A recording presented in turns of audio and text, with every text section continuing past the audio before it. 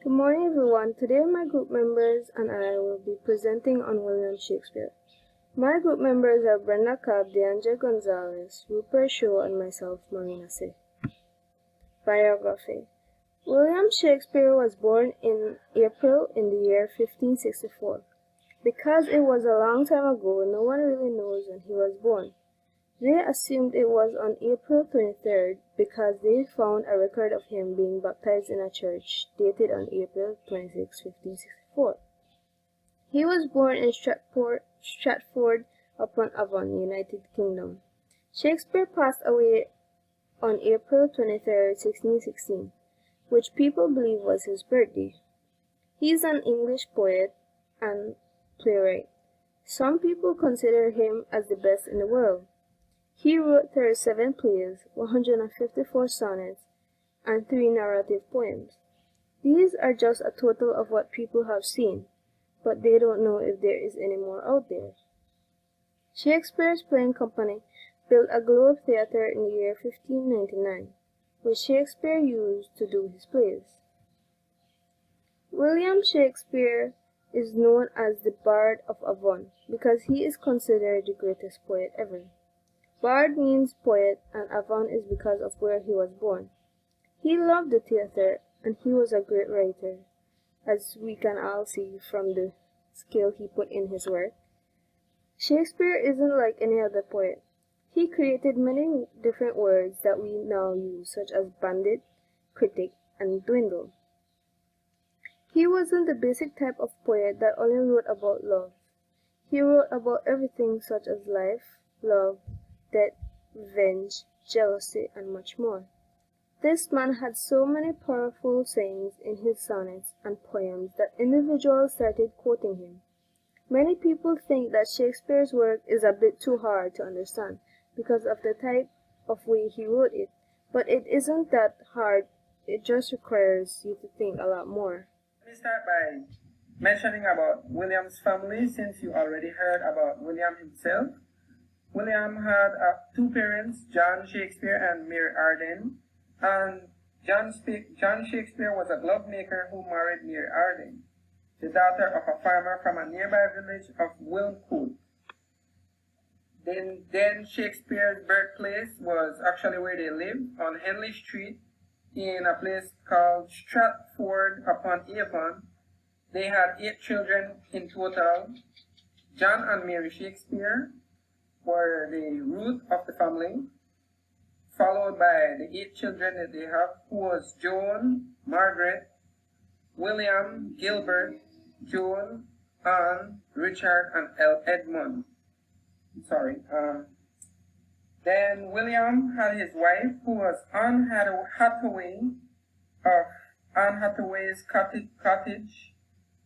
They had 3 children and 4 grandchildren. The 3 children and 4 grandchildren were for William and his wife, Anne. Therefore, let's get a little more to William and his marriage.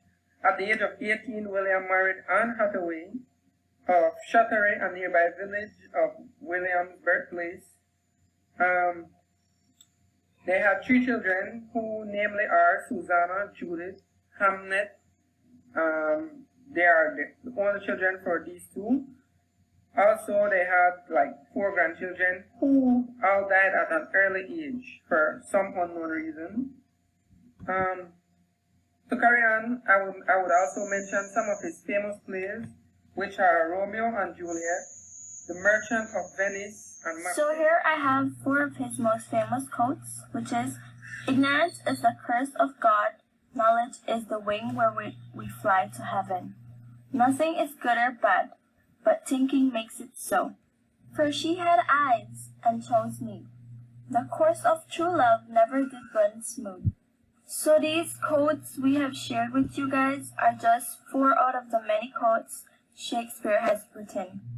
And now moving to the poem entitled, "My Mistress' Eyes Are Nothing Like the Sun." My mistress' eyes are nothing like the sun. Coral is far more red than her lips red. If snow be white, why then her breasts are dun. If hairs be wires, black wires grow on her head. I have seen roses damasked, red and white, but no such roses see I in her cheeks. And in some perfumes is there more delight than in the breath that from my mistress reeks. I love to hear her speak, yet well I know that music has a far more pleasing sound. I grant I never saw a goddess go. My mistress, when she walks, treads on the ground, and yet, by heaven, I think my love as rare as any she belied with false compare. So looking at this poem written by Shakespeare, we see that he conveys a lot of things into his poem, such as love and humor, and also he does it in this musical form, the sonnet.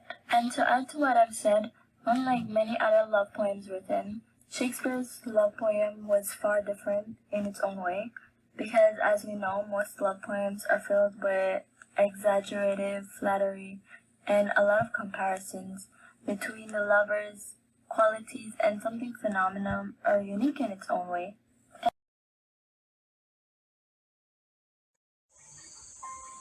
The poem commences with the speaker comparing portions of his lover's body to beautiful objects, finding in each case that her body is less beautiful than the thing to which it's being compared. These comparisons at first seem to paint a picture of a woman who is not very attractive. She is dull in comparison to the beauty of roses, snow, or music, which implies that the speaker might be able to find more beauty and pleasure in everyday things that surround him than in the woman he loves. Yet, the vivid depiction of the speaker's mistress is stunning. In line 9 and 10 of the sonnet 130, for example, the speaker notes that even though music has a far more pleasing sound than his mistress' voice, that he nonetheless loves to hear her speak. In other words, the speaker cares about what she's saying, not about the more superficial question of whether her voice is musical enough. The poem's final two lines of the sonnet, "And yet, by heaven, I think my love as rare as she belied with false compare." This cement the interpretation that the comparisons are not meant to be degrading of the speaker's mistress, but to show the uncontrollable love towards her.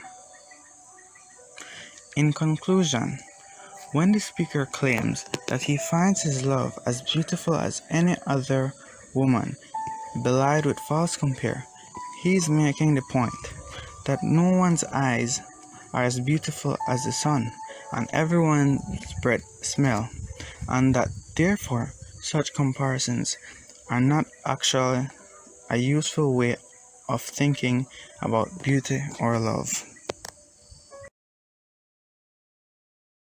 Reasons we chose this specific video is because the tone of Alan Rickman's voice and the soothing sound of the piano keys place you in a zone where you can focus on the poem better. And the video displays many clips of a movie entitled Star Wars: The Rising Skywalker, which can be relatable to the poem. The girl in the video had almost the exact features that the poet talked about, which helps our imagination develop better ideas of how the poet's mistress looked. And that brings us to the end of our presentation on William Shakespeare. Thank you for your attention.